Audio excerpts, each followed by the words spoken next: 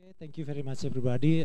Thank you, Reg, for introducing me, and also for the committee of this conference who invited me to speak in this terrific forum. So, my name is Adik Media Roja. I'm head of research and publication from Kata Data, a news and research company based in Jakarta, Indonesia.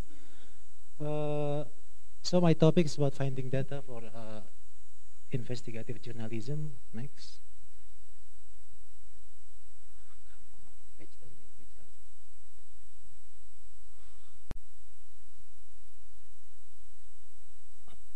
Apology for this technical.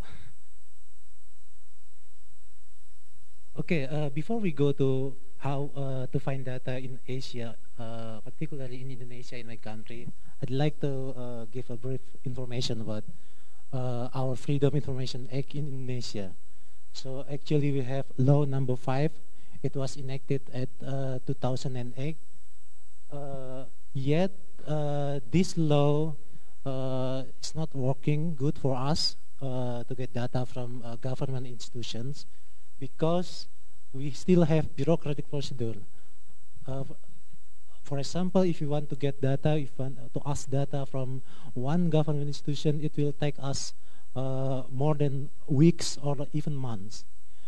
And a lot of institutions are reluctant to provide data. And if we insist to get data but they don't give it to us, we must follow this long process. From mediation take 14 days, and then we have a information commission court for 14 days, and if we're still not happy, we go to district court and until the Supreme Court, and it will take forever. So for us, especially journalists, this law is not effective, it's not working. Okay, next. What happened? Wow.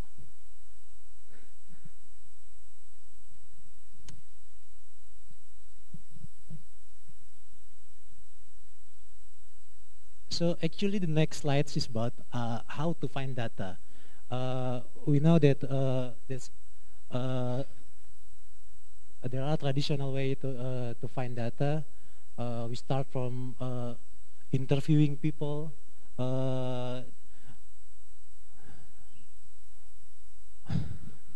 Okay, 1 second, please.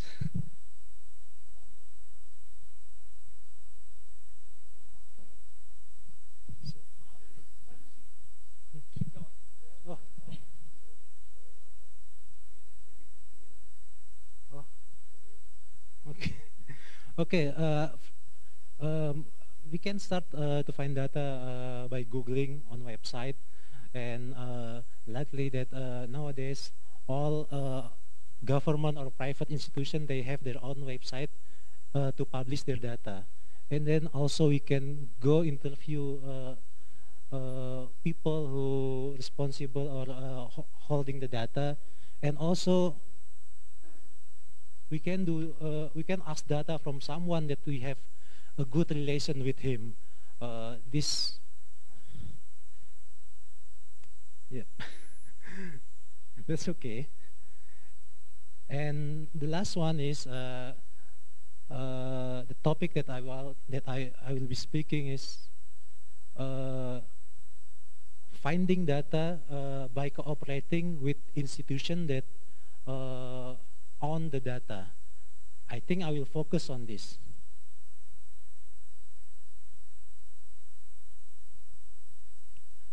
It's okay.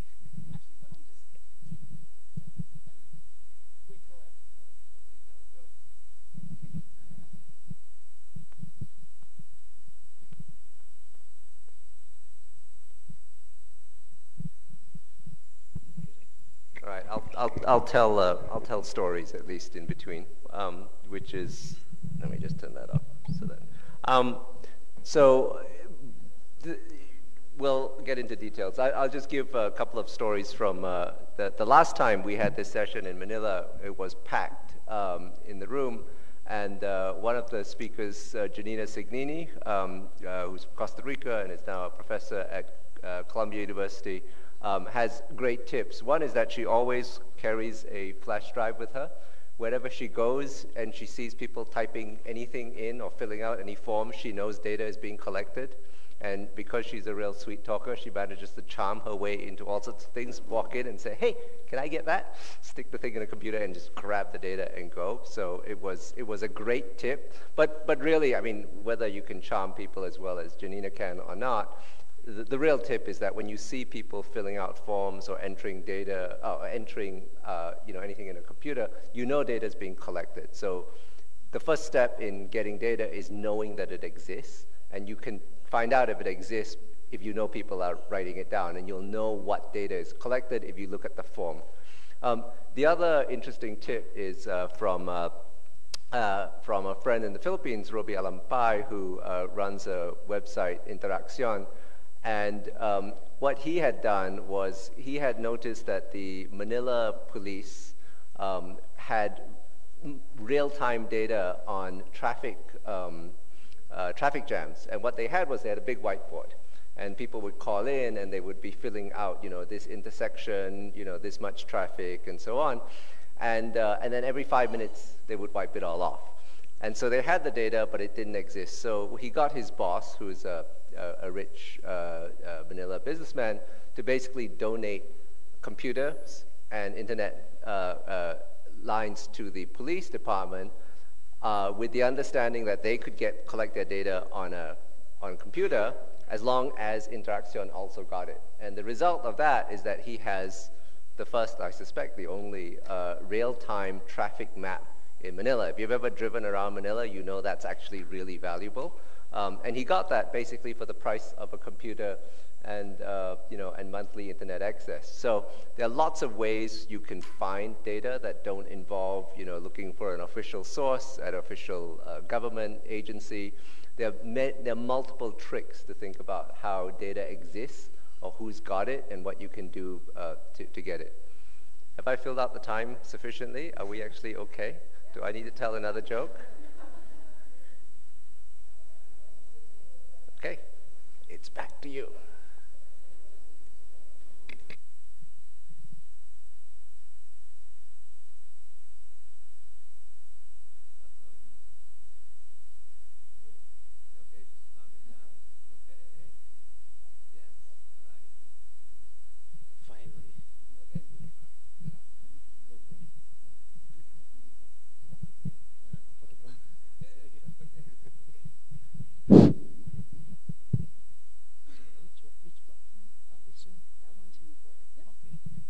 Okay, we begin. Thanks, like for the joke. So where are we? Yes. So the fourth step, the fourth ways to find data is cooperation with. Is it my eyes or? Oh. Don't worry. Oh.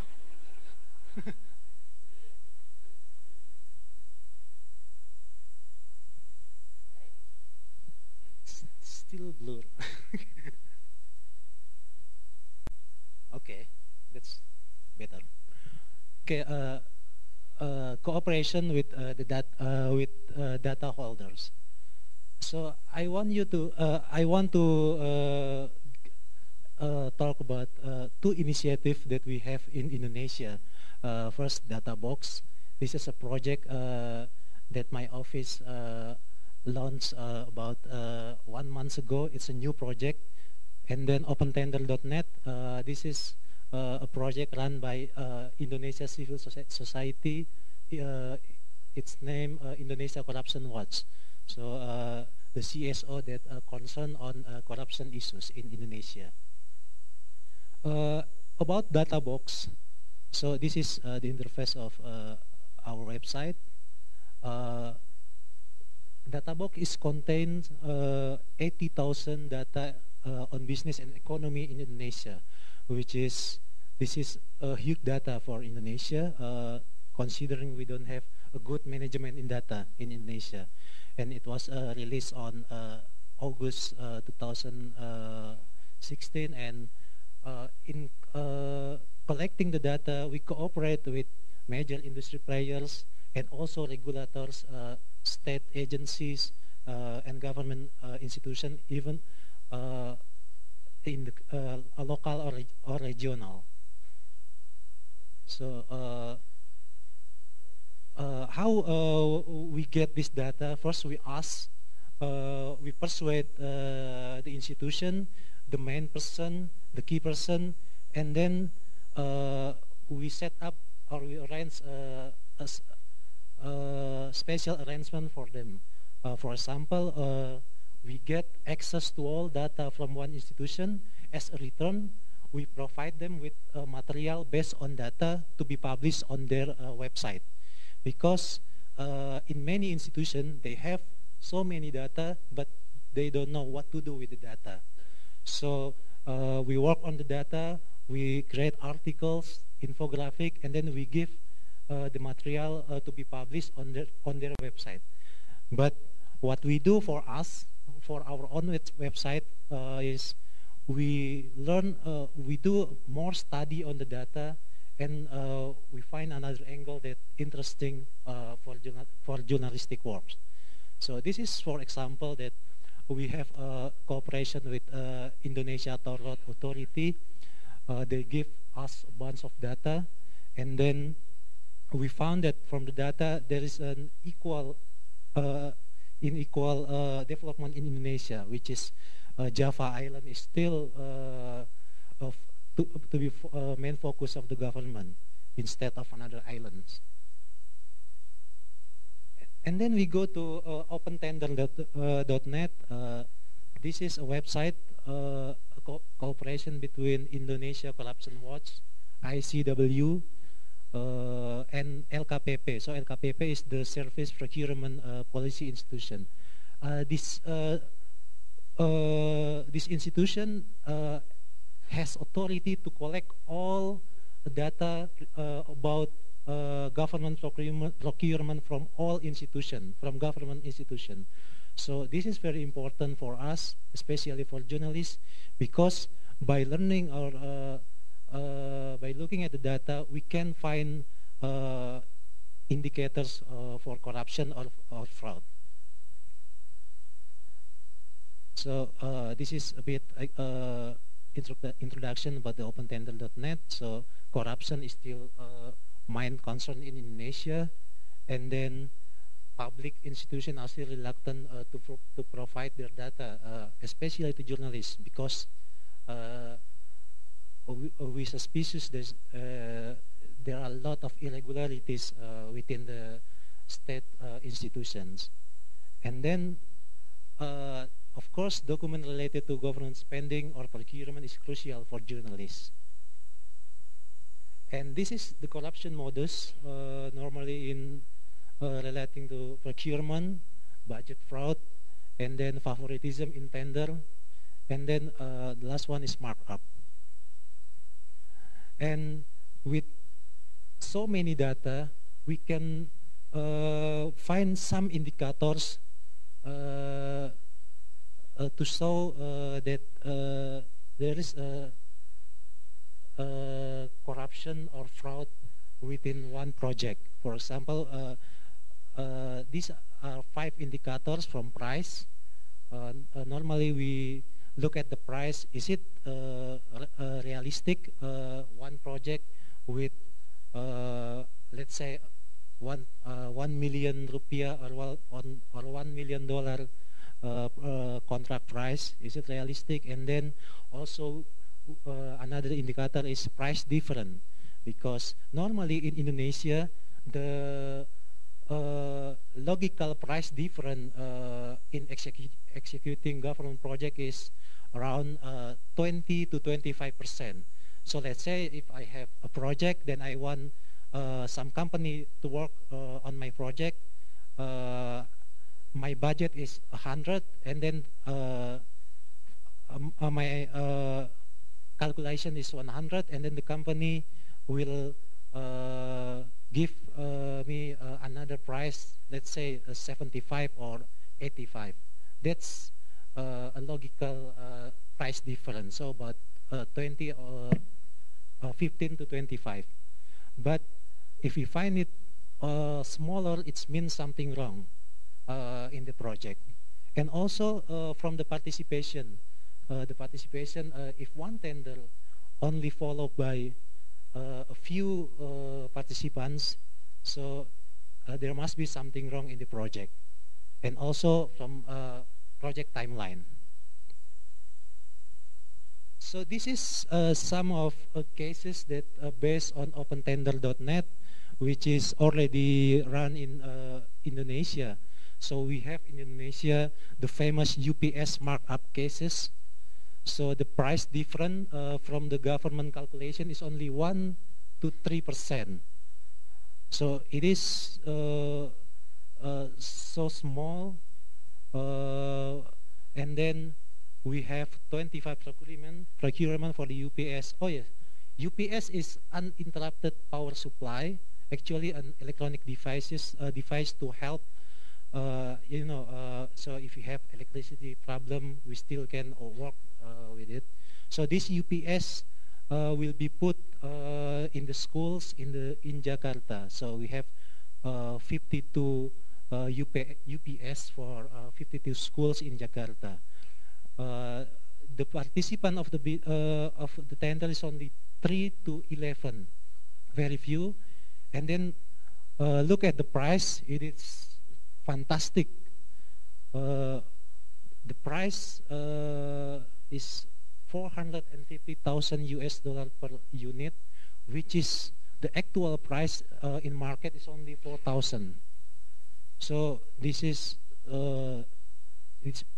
last year in Indonesia it is a big scandal in Jakarta, and the project began in November 2015. So actually, normally in Indonesia the project will span a year from January to December. So if the project began at November, there must be some conspiracy before the project between the contractors and the government or the institution that are responsible for the project. And finally, some 3 DPRD, mean 3 member of parliament member, 3 parliament member probe over the UPS corruption case, and also some high official dismissed from their office, and now the case is still on the court. And another example is we also have the Hajj catering service, because Indonesia is the biggest Muslim population in the world. So Hajj is become a big business in Indonesia. So the catering service, the price difference also suspicious. It's only 1 to 4% from the estimation, and for some projects there was only one bidder. So no competition to get the project. And the project began in the 3rd quarter of 2012. And finally, the minister was arrested, and now he must spend 10 years in jail. This minister is also one of head political party in Indonesia. Of course, in creating, establishing this open tender, it's not easy because, as I said before, still many government institutions reluctant to provide the data. So what we do is we partnership, or we cooperate with the key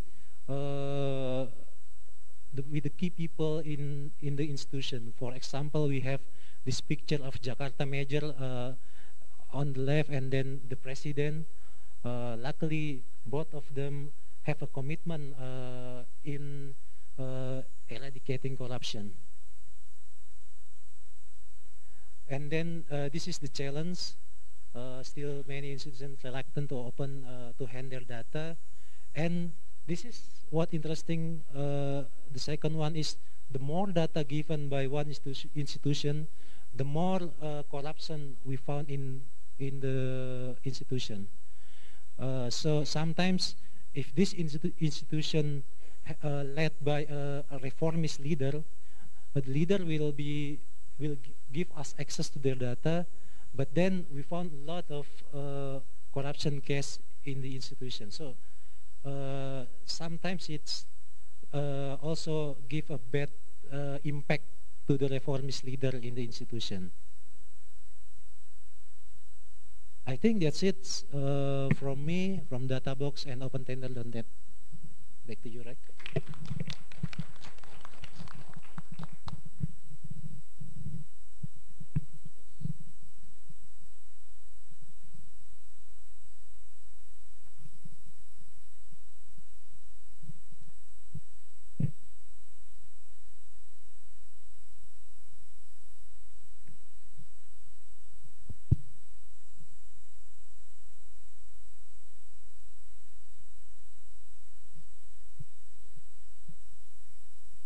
Yes. Good morning, everybody. I'm Abhishek Wagmare from India Spend. I would be talking about how to find data in India, to be specific. As you know, India is a land of 1,200 million people, speaking around 1,500 distinct languages. There are 1,500 spoken languages in India, but crunched into 22 official languages in the constitution. Every language-speaking community has its own culture, its own way of living, and its own position in the economy or in the society. With regard to data, there are 36 states and union territories in the country, which vary. I mean, data pertaining to the states varies a lot. There are some states with only 50% of the people able to read the newspaper, and there are some states like Kerala where all the residents can read a newspaper. With regard to health,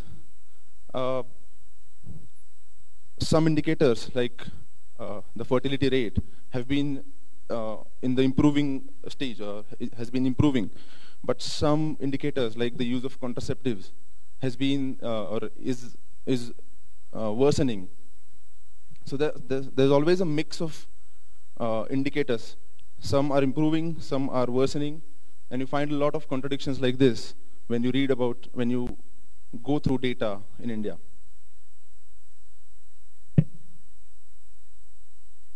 So, as you know, there are some basic categorization like the primary data and the secondary data. So there are a lot of sources of secondary data in the country.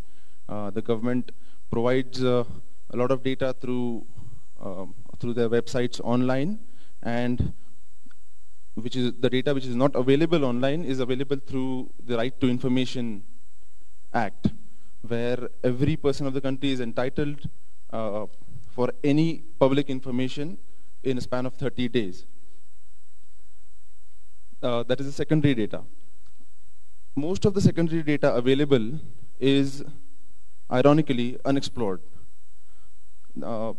Even the census, the data that comes through the census every 10 years, a lot of data is still unread by any Indian ever. Even if we go through the census data of India, we would find many things like, if you compare two censuses, that of 2001 and 2011, you would find that the number of farmers has reduced, but the number of agricultural laborers has increased, which means that the farming crisis is getting worse and worse, because the laborers are increasing and the farmers are reducing. So, there are some cases, some instances like, for example, migration, which is a very big thing in India according to Census 2001, which is the latest available data on migration. Officially, around 30% of Indians are migrated people. They have migrated from their original place of origin to some place, to some city for livelihood. So the gold mine actually is not the secondary data in India. Secondary data is available and is to be explored, but a lot of data is to be generated and gathered by institutions and by people, which is actually the way to go to find data in India.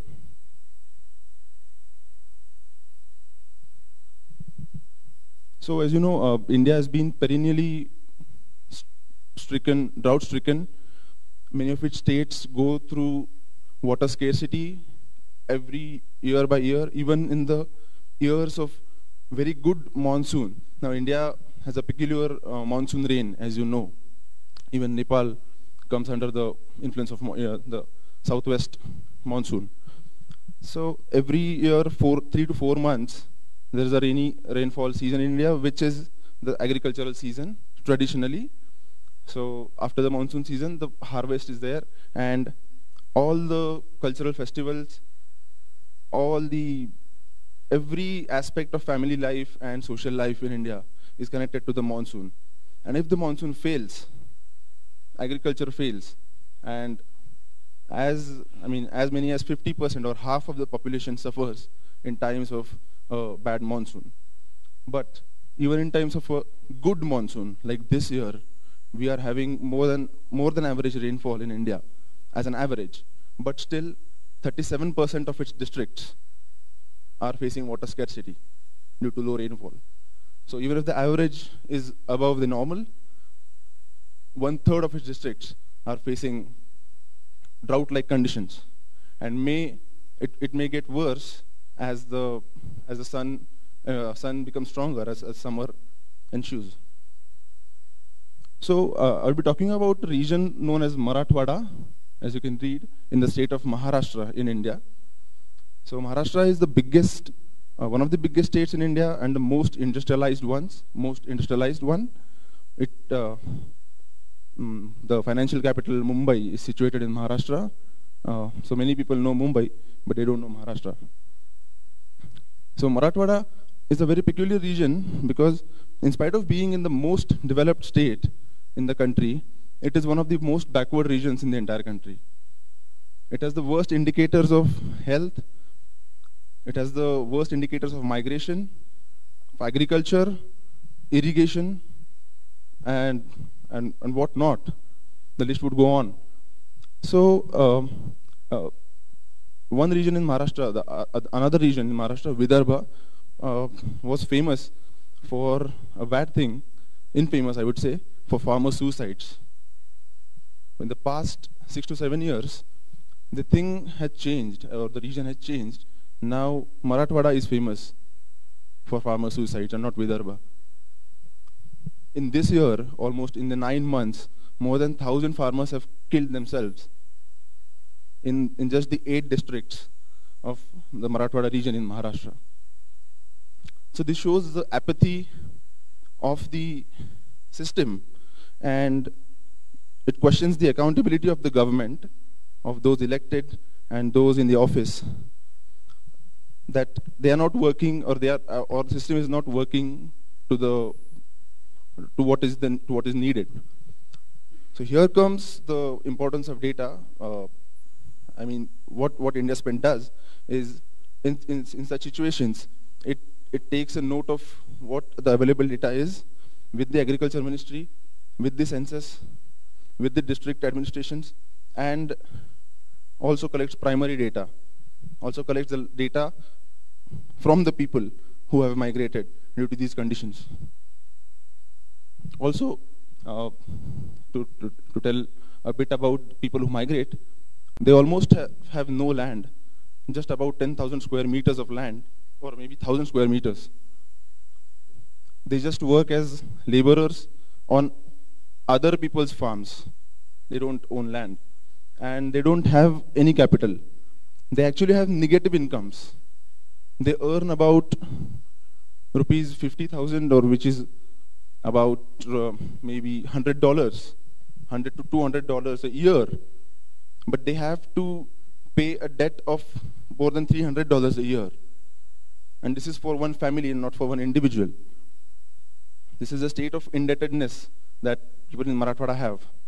So every year, some parts of the region undergo scarcity, water scarcity, and the agriculture fails. And they migrate to cities like Mumbai, Delhi.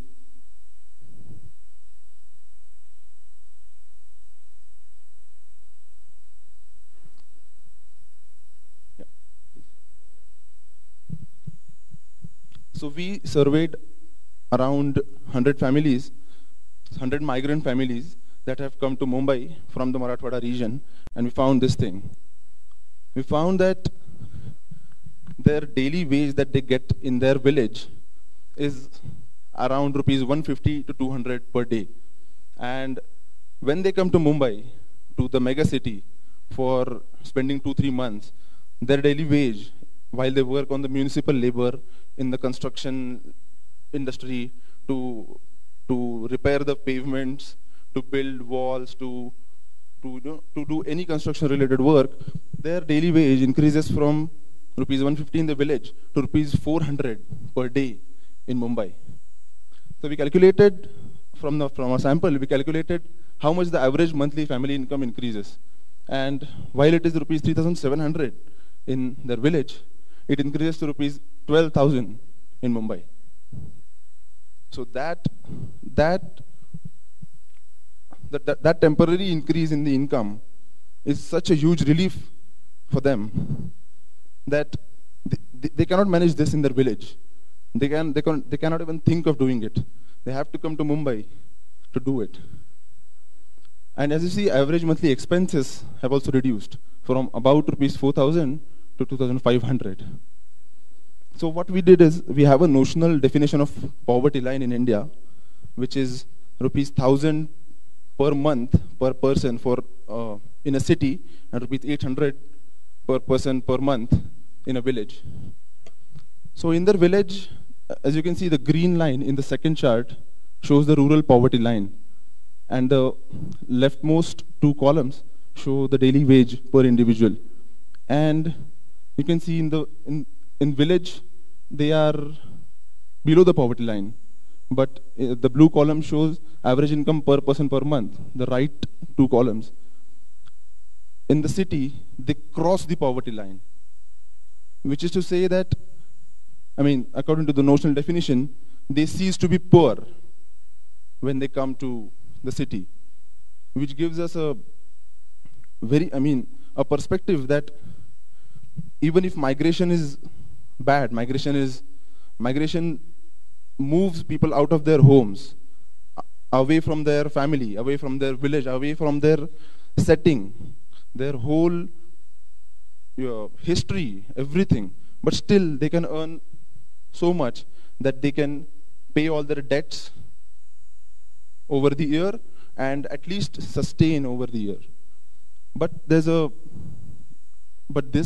even if this looks that their income is increasing, the facts are much bitter. While they have a good house there in the village, they stay in houses of, say, 1,000 square feet. In Mumbai, when they come, they have to just put a tarpaulin sheet on the ground. They put a sheet on the ground and they sleep over there. So, as good as they don't have a house, they stay on the ground. While they earn better money for, say, 2-3 months, they stay on they sleep on the ground. So they don't have a life as such when they migrate, even if they have money.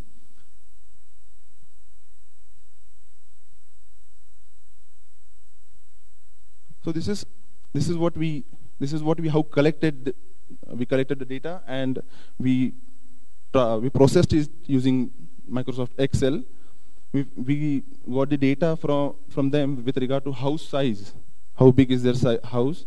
The days of employment in their village and in Mumbai. I mean, how many days a week or a month do they get employment? Then the source of water and the quantity of water they utilize. So these details of data are the beauty of primary data.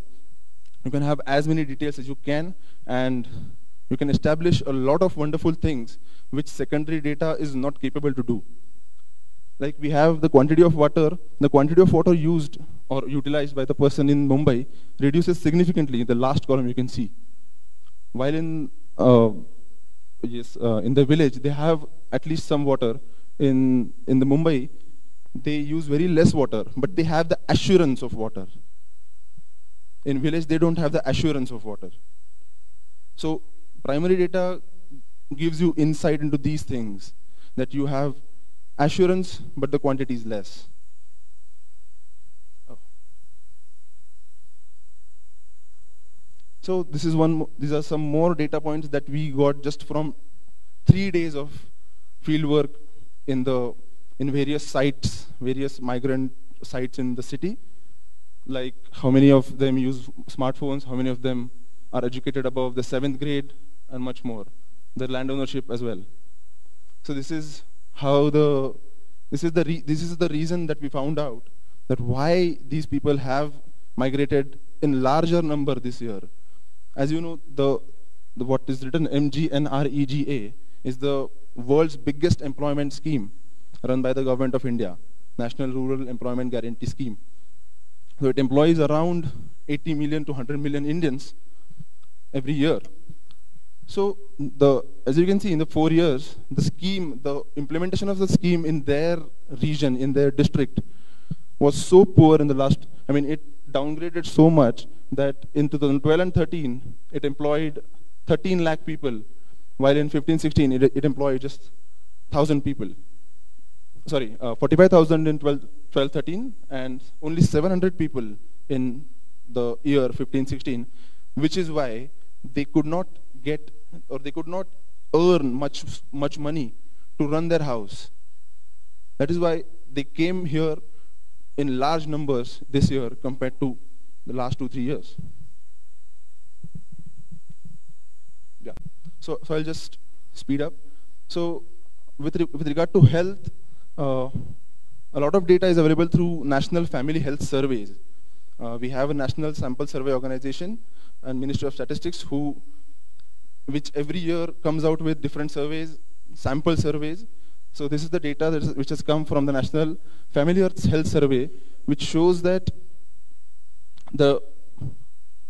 during pregnancy, the delivery of children in government institutions is different in rural and urban settings. Further, we also get to know that the mothers who get financial assistance for delivery under some government schemes is so low, of the order of 23% or 16% in some districts in the country. Only 16 of 100 women get the benefit of government schemes during delivery of children. Okay. So one thing is underreporting. While we compare two data, we can compare data from two sources and find out, and we have done it many times, that underreporting is a very common thing in India. And breathe, as you know, as you might have heard in the previous session yesterday, that we have started our independent network of air quality monitoring sensors in the country. We have around 65 sensors in 15 cities as of now, and we are going to expand it to 150. So this small chart shows that there was an experiment of odd even in the city of Delhi, the capital city, where only the odd numbered vehicles would run for a day, and on the next day only the even numbered vehicles would run according to the registration number of the vehicle. So we found that even if using this policy measure where the number of vehicles on the road reduces, the pollution or the pollutant PM2.5 actually increased.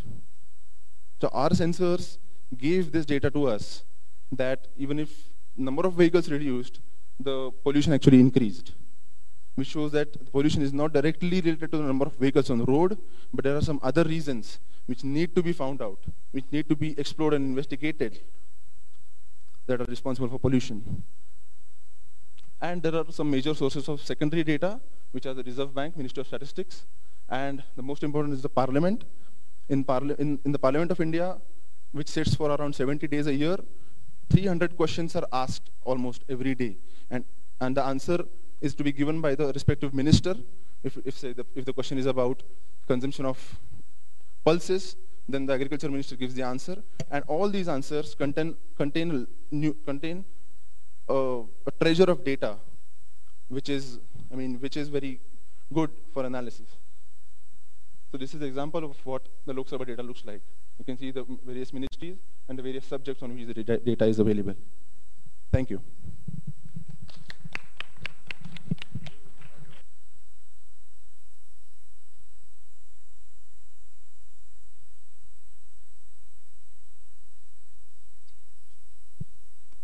everyone. I want to make sure that we have some time for questions, so I'm going to keep this to, how much time do I have? 15. Okay, so what I'm going to talk about is the context of Hong Kong and China. And unlike Indonesia and India, in both Hong Kong and China, there is no freedom of information law. So it really is up to the government to decide whether or not they want to provide information for you. In Hong Kong, there is something called the Code on Access to Information, which is kind of a guidance that requires the government to respond to your request, but that answer can be no, and there's not really anything you can do about it. So we also face similar problems in terms of the data in Hong Kong and China, but what I'm going to focus on is how we get around those challenges. So there is data available. So in Hong Kong, we have something called data.gov.hk, which is sort of a portal for data that they've made available, and Hong Kong is trying to make this data more accessible. The problem is that what they have here is only a fraction of what they have on all the government websites, and that's only a fraction of what they actually collect. In China, they have a great website for statistics from the National Bureau of Statistics in China. What they have available in English is, of course, a very small fraction of what they have on their Chinese website. They also publish a big, huge book and a CD of statistics every year in the yearbook, which provides a lot of great economic data and kind of the stuff that people use quite often in daily reporting. But what we want to talk about, since this is an investigative conference, is the data and information that they're not going to publicize, right? So let's talk about a few scenarios. One is data that governments actually make available online, but it's not pretty, and they're not gonna, when you ask them for a nice, pretty database, the government's going to be like, nah, just look online, you can get it there. That happens a lot. So what do? In this case, scraping is a very useful technique for getting information. And a lot of times, when it comes to such information such as pollution data in China, the government actually does post it in these formats. But you can't just click a button and download a year's worth of data, right? So actually, what a journalist at the South China Morning Post did, a guy named Cedric Sam, when he was there, he's now with Bloomberg, he actually scraped the Ministry of Education, or Ministry of Environmental Protection website for all this data. He put it into a database, analyzed it, and if there were days that were missing, he then went to the ministry and asked for those days to get the information from them. And from there, he built this fantastic interactive visualization of the data. And importantly, put all of that pollution data online, all the stuff that he had worked so hard to collect and clean up for other people to be able to use.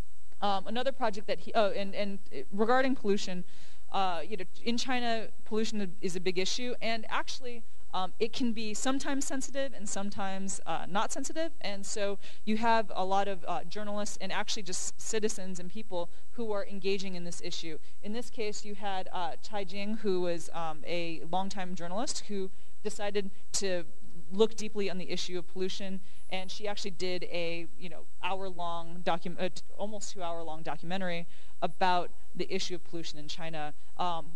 She framed it like a TED Talk and really took a lot of time and used a lot of different resources. She paid for drones to be used, but unfortunately they didn't get a lot because it was so polluted. They actually didn't get a lot of good footage there. She used a lot of data from various sources and reports. And this video, which she basically funded herself and put online, got huge traffic in China. And for a while, actually, the government allowed it to stay online. But then after it hit a certain critical point, they took it down. But by then, it was kind of too late. People had started sharing it, and it was kind of out there already and had gotten a lot of press. Another example of what you do and how you can get information that's available online, but only temporarily, through scraping, is a project that was done also by Cedric Sam, where he scraped the CCDI website, so this Central Commission for Discipline Inspection. China has gone through, over the past few years, a huge anti-corruption campaign called Tigers and Flies, where they are investigating officials for corruption. And what they do is when they decide to basically prosecute somebody, they make it, the CCDI makes a report and puts it on their website. And so, as a result, what Cedric did was he basically scraped for all the reports and was able to then combine it into a database. He then, after cleaning, so this is the CCDI website, so this is where they put the reports up. After he compiled all this information, he then created a spreadsheet and made it available online to basically give information so people could actually use it themselves. And this is what it is. He put it on Google Spreadsheets. What was interesting is you can see that he has a link to every report that he had. But this morning when I was creating this presentation, I clicked on one of the number of these links, and this is what you find. So this is what happens a lot of times, right? The information is publicly available, but it's only available for a short amount of time. So one of the things that you want to do when you're working on these kinds of projects is to take advantage of the fact that it is publicly available and create a system or process to actually collect the information for the moment that it appears and record it so that you can use it in the long term. We find this all the time. We do stories every day. So-and-so got, indicted for corruption. So-and-so got indicted for corruption. But the power of being able to take all that information in the aggregate and then be able to write about a larger pattern is the power of being able to really think about this from a structured data format and really being able to do the longer-term investigations from there. And if you're interested in the work that he does, Cedric works for Bloomberg, and so I just put a little pitch for his website. He links to a lot of his projects, and he also explains how he does it. So I think that's quite a good resource. So the next thing is, what do you do when you want to get data, but you're not entitled to it? How do you persuade the powers that be to give you the information? And of course, the art of negotiation really is on a case-by-case basis, and you have to think very carefully about where you're asking for the information. The conversation you have in Hong Kong is probably different than the conversation you would have in China, which is different from the conversation you'd have in Indonesia or India in terms of the way that you ask for the data. An example that I like to use for the South China Morning Post, and the reason why I like this is because it's not a year-long investigation. This was a matter of a few weeks. Was a story that was done by a reporter, pretty young reporter at the time, named Chris Epp. He had been told by a guy from an NGO that Hong Kong has this problem with really, really dangerous road called Nathan Road, where people have their traffic accidents all the time and people get killed and hurt. The government has known about this for years, but they're not doing anything. So he wanted to basically take that tip and try to find a way to write a story about it. And so what he started doing was he looked at the government reports, and he found that the government had actually written a report called the Nathan Road Road Safety Improvement Plan, which acknowledged that there were issues. And he also then started looking at, traffic data, looking around to see what was available. And so what he found online was that you had these reports, and they had aggregate information. So you could say, in Mongkok, there were X number of traffic accidents. In this place, there were a number of traffic accidents. And so what he was able to do from there was to think, okay, so we know that they have the big number. They've got to, unless they're making it up, they've got to be collecting some kind of data to be able to get to that big number. So what can you do? He also found other resources that kind of hit at the problem from different angles, right? So this is all stuff that's available that the government provides, right? But what he wanted was the individual raw data so that he could do his own analysis.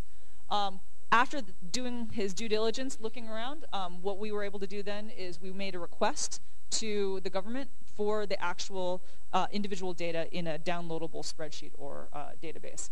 And one of the key things I want to emphasize about this is learning to use, is this working? The terminology that the government uses when you're making requests. And that's where it's so important to look at the reports. Governments have their own lingo and jargon. You could ask a government for, I just want information about traffic accidents, and they'll say, oh, we don't have that. But the reason is because you asked for it the wrong way. If you use the terminology that they use in their own reports, it's harder for them to use that as an excuse to refuse your request. Okay, so what happened was we made this request. The government said, no, we have this data, but we don't make it available to the public. And thus began a very, very long conversation about why we think it should be public. And the key in this was we knew the data existed. We know that they publicize part of it. They publicize some of it in their reports. And the key in this case was just not giving up. By calling them every single day and asking and really pushing them and asking them, challenging them, why won't you give this information? It's not a privacy issue. It's not sensitive. And then also talking to other people who were involved in this. What we found was actually that in just a conversation that the Department for Transportation had actually given this information to the University of Hong Kong. And so by finding that out, we were able to then call the government spokesman and say, hey, you said you never give this information out, but you gave it to the University of Hong Kong. And they said, let me call you back, right? So then they call back the next day and they say, oh yeah, well, we gave that information out, but they're academics, they're not journalists. And we said, yeah, but you gave it to the journalism school. So obviously, you knew what they were going to do with it. And then they said, okay, let me call you back. And then the next day they call back, they're like, okay, fine, we'll give you the data. So the lesson here is, you need to create a good argument. And the way you do that is by doing your research, knowing what data is available and how they frame it. Because if you ask in very general terms, it's easy for them to say no. The second thing is get to know the community of people who are working on these same issues so you can see if you can find out whether or not they've given the data to someone else. And then from there, just be persistent. These governments and government spokespeople count on the fact that reporters are busy and they have very short attention spans. So if they say no once, if they say no twice, most of the time people will go away. The annoying reporter will stop calling, right? And so they don't have to reply to the request. But if you keep asking, eventually they'll get sick of you and they'll try to do what, at least give you something so that you'll go away. Another thing that I think is really important and an interesting resource in Asia, actually around the world, but also in Asia, is the power of crowdsourcing, right? This is just one of my favorite examples coming from China. In this case, it was netizens or citizens who were doing the most of the investigation. So here you have an official who was caught basically smirking at the site of a really horrible traffic accident where 36 people were killed. And people were outraged. They thought, wait, why is he smiling? This is a terrible thing. What? And thus began the investigation. So then somebody then began to notice that he has this guy, Young, this official, had a penchant for very, very expensive watches. And not just one expensive watch, like numerous expensive watches. And so then the netizens started combing through all these official photos online and looking at the watches that he had and trying to figure out where they were from and how much they were worth, right? And what happened was they started realizing that he was buying watches that were way more expensive than his measly government salary would be able to afford. And from there, then the official Chinese media actually then caught up on the bandwagon and started writing stories about this as well. And eventually, he gets busted with 14 years in jail for graft because he couldn't really explain how he could afford all those Rolexes and fancy watches on his government salary. And there you go. And all of this started because he made the mistake of smirking at a traffic accident. And then that's the example of the power of the crowd in doing this. And I think that this is something that we can learn as journalists as well. I mean, why was it that a bunch of citizens were the ones who noticed these watches, right? And one of the things that is great about China and other places that officials love to get their picture taken at different places, right? So think beyond documents. Think about data in terms of photographs as well and what you can get from there. Just a few other resources that are out there. We often rely on government data, but actually we can get really great data from private companies as well. Private companies, they make their business and they make lots of money selling high quality data that they've gone through the trouble of collecting, right? And of course, we're in newsrooms that have limited budgets, and so we can't just buy every database that we want. But a lot of these companies, because they are for profit, they do want to get some publicity or some marketing. So a lot of times, if you ask they may actually just give you access to the data. And if you ask very nicely and with a lot of time, they'll even help you to do some of the analysis as well. And they'll just do it for free. An example of this was at the South China Morning Post. We wanted to do some information. We wanted to do a story about trade between Iran and China. And what was available publicly didn't give us exactly what we wanted to the depth that we wanted.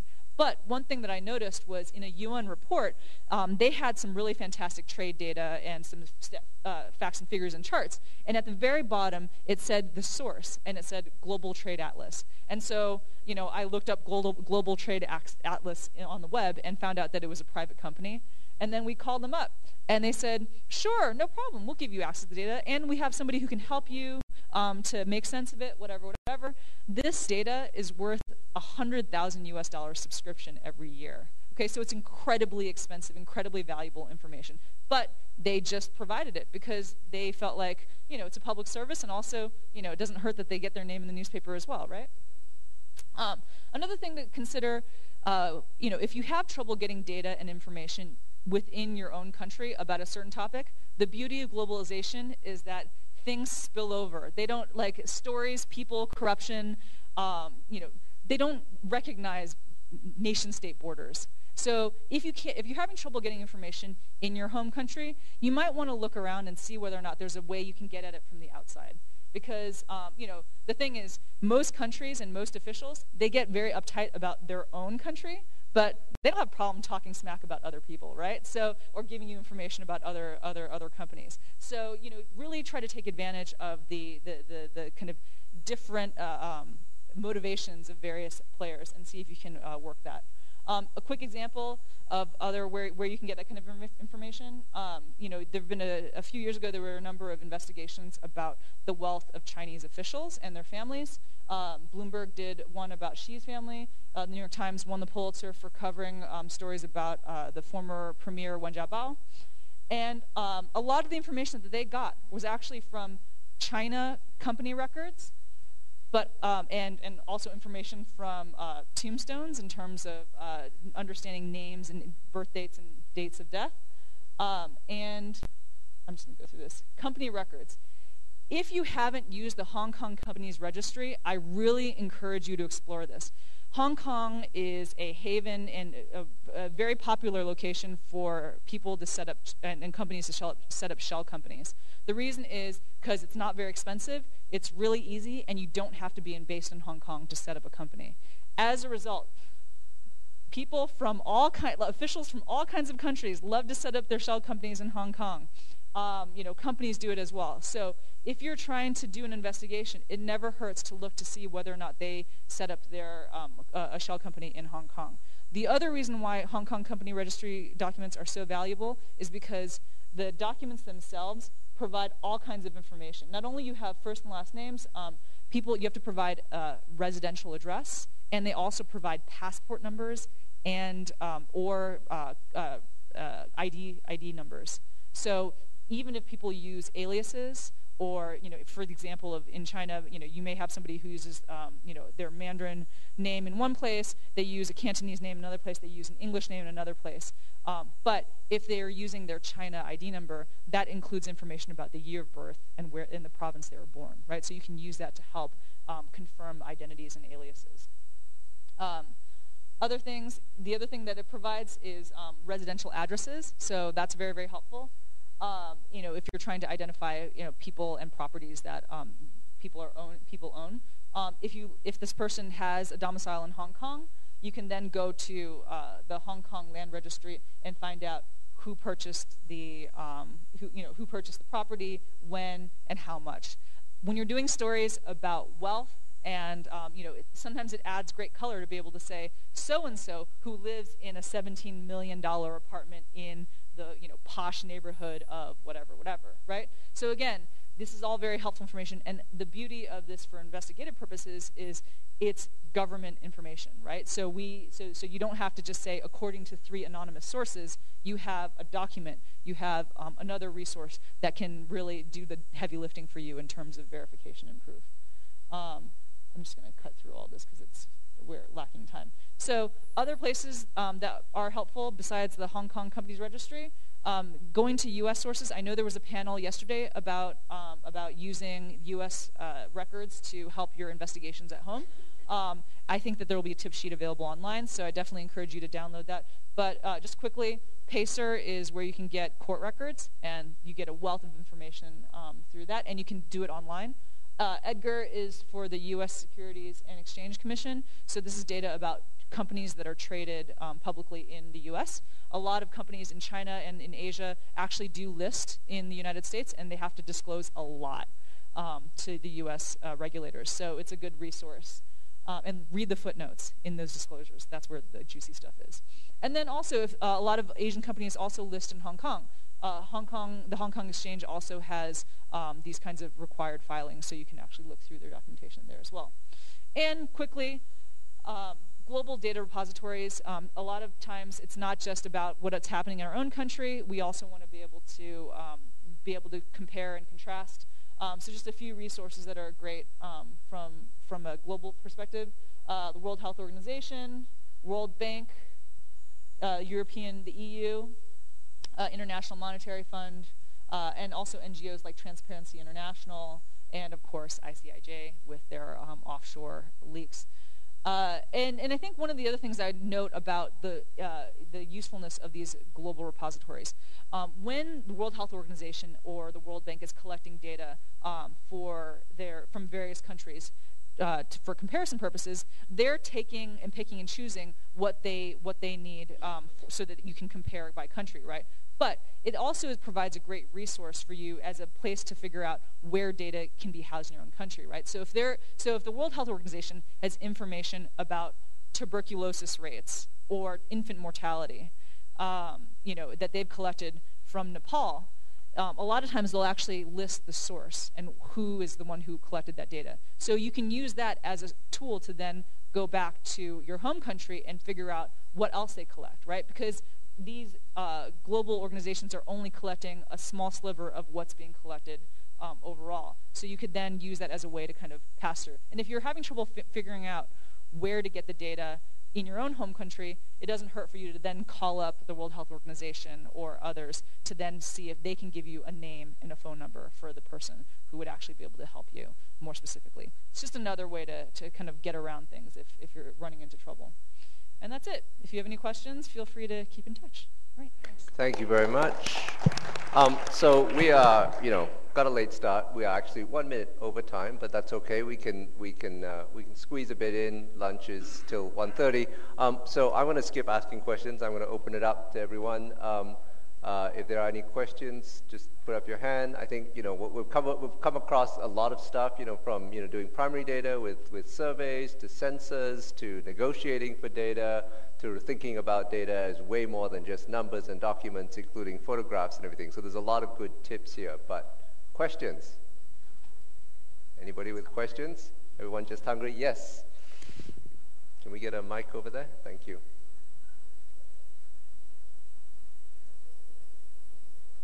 And please identify yourself.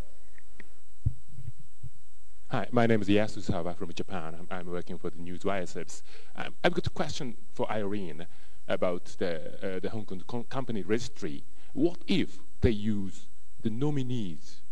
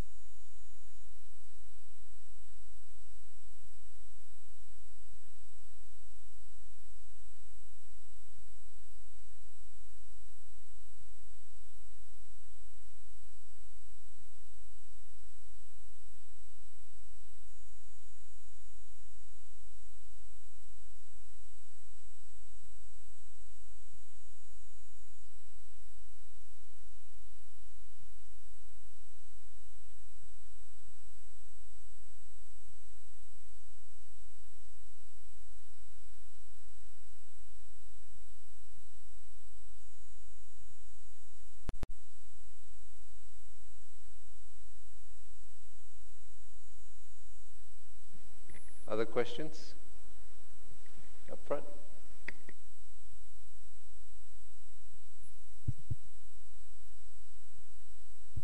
Hi, Yan Liang from Singapore, the Straits Times. Question directed at Irene. You have a similar example from dealing with Chinese data part of the government, like the one you had with the Nathan Road thing in Hong Kong, as well as can you also talk about how perhaps academics or universities can be a way to get at some of this data, especially in China?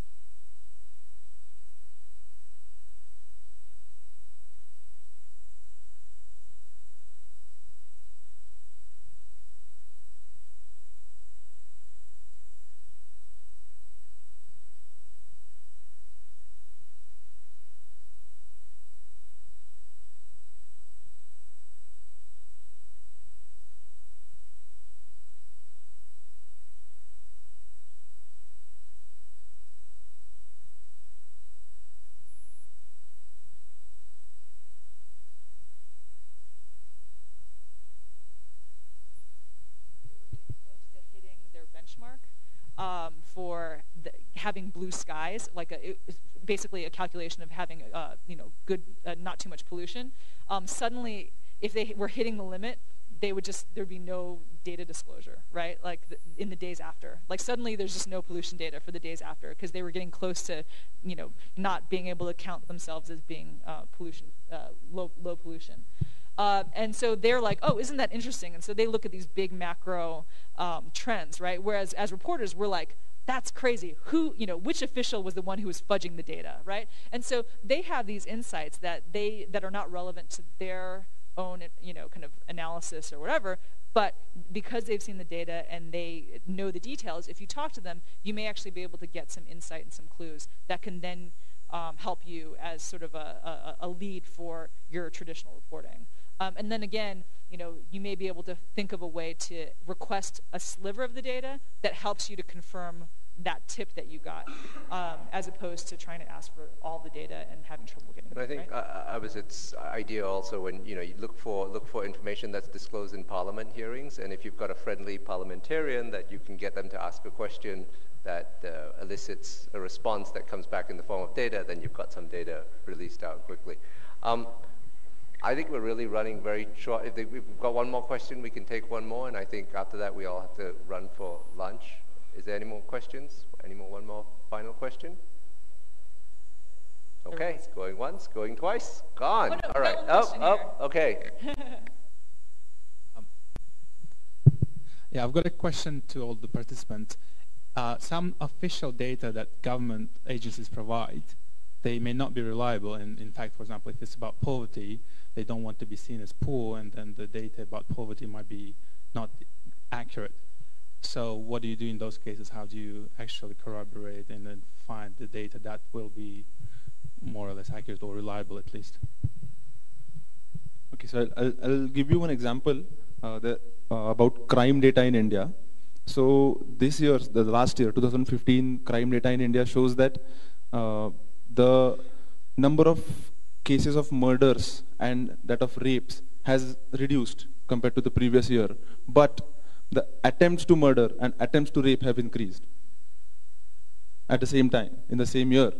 So it shows that while the tendency of doing that crime has increased, the reporting or the incidence, which is a hazy area, has reduced.